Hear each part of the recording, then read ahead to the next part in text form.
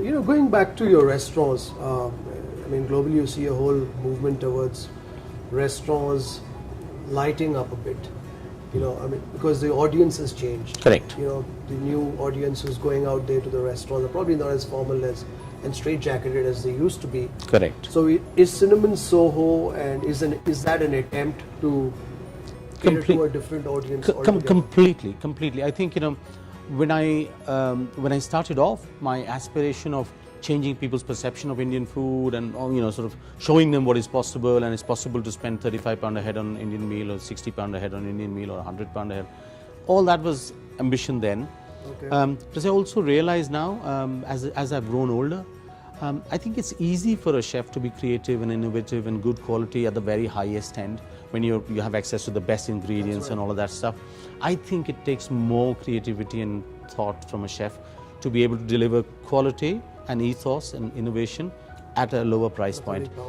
Correct. That is the point where it becomes more interesting. All right. And you're absolutely right in the way that people perceive eating out now is very different. It's not just this special occasion going out to celebrate. I mean, there is a bit of that, and that will always remain. Yes. However, it's become much more lifestyle now. So people are eating out a lot more, and they really don't want to take off their shoes at a temple of gastronomy, ring the bell and come in and pay obeisances.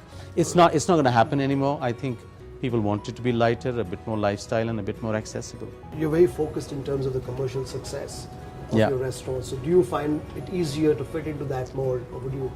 I think it's being commercially focused, meaning that every restaurant, every operation that you run needs to make sense and be able to stand on its own 2 feet. I mean, it can't be helped or can't be on crutches forever.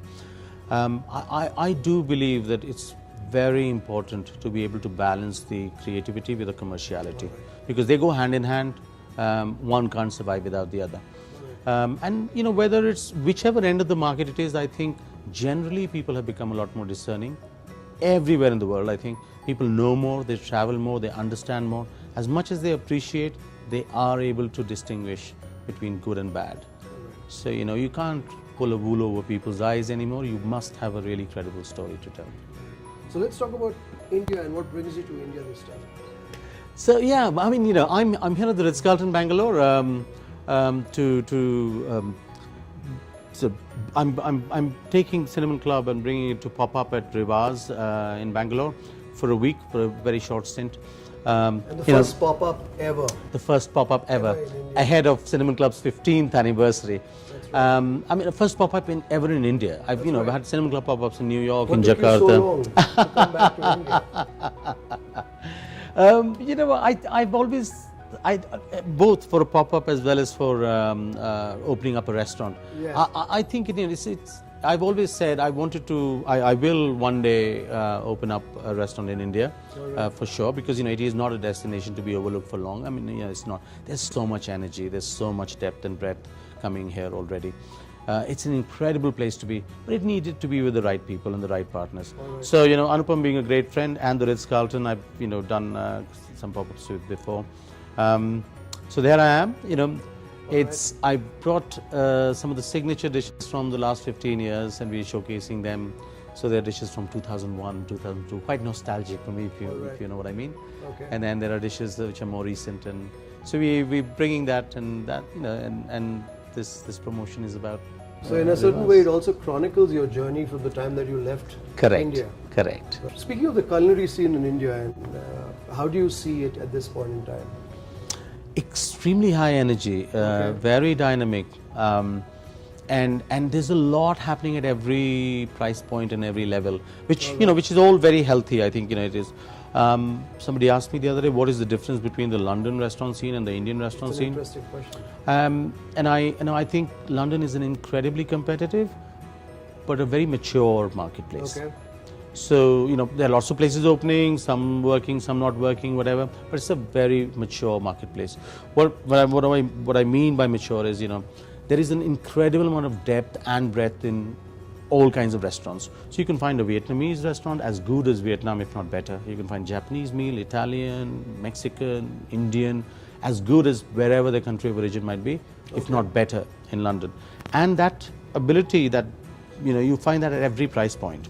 Okay. So, which is an amazing thing, which is why I call it mature. At the moment in India, I'm seeing there's a lot of activity around lots of different cuisines coming out. And Vietnamese seems to be pretty big in Bangalore at the minute. Everybody seems to be talking about it. Okay. There's a lot of, American themed microbreweries, this, that, and the other.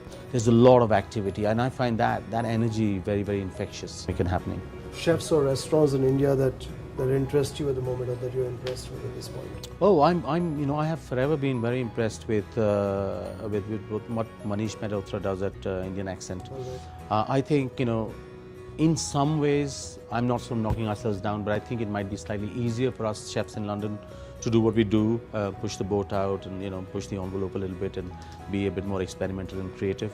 But I think what Indian Accent does here in Delhi is really commendable.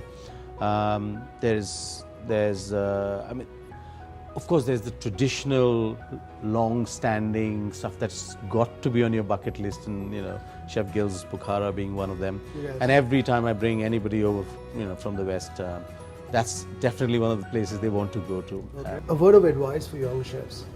Just shut up and get on with it. Because I think if you're in this business, you're in it for the love of food, for the love of feeding people and making people happy. So it's about hospitality, it's about warmth, it's about sharing, it's about, after a point, creativity, innovation and expression, all of that. But there is a long period of gestation in which one's just got to shut up and learn. And so all these young chefs who come to me and say, oh, I want to be like you, I want to be on television one day and this, that and the other, that's really the wrong. So just get on with it. And I think, you do it well enough and you do it long enough, most people make it. Thank you very much. It's my pleasure, Kripal. Pleasure talking to you. Likewise. Thank you very much.